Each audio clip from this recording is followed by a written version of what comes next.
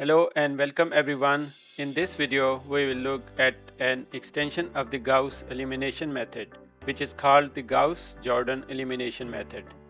In this, when we transform the augmented matrix through elementary row operations, the final form produces an identity matrix instead of an upper triangular matrix. This means that we don't need to do the back substitution step as the vector D is the solution vector. We still have the same forward elimination step as in the Gauss elimination method, where we transform the augmented matrix to its row echelon form. However, instead of backward substitution, we now have a backward elimination phase, in which we use row operations to transform the row echelon form to a reduced row echelon form ID.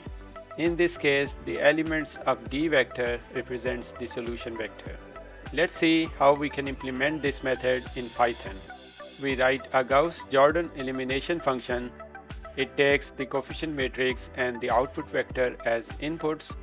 In the function, we run the forward and backward elimination steps and return the matrix A, vector B, and the solution vector X.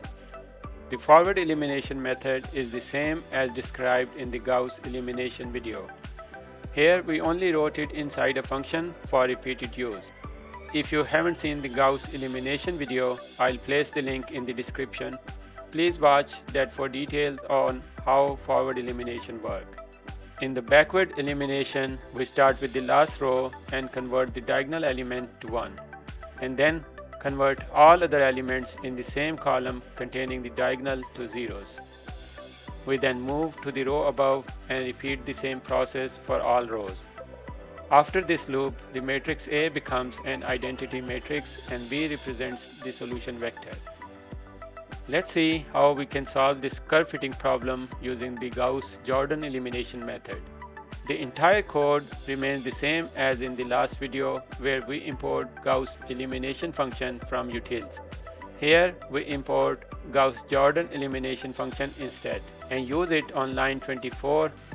The solution is again the same, which is A is equal to 3, B is equal to -2, and C is equal to 4 for the quadratic function.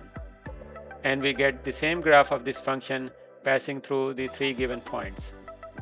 In the next video, we will discuss LU decomposition method. Thanks for watching. I hope you liked this video. Please subscribe and see you in the next video.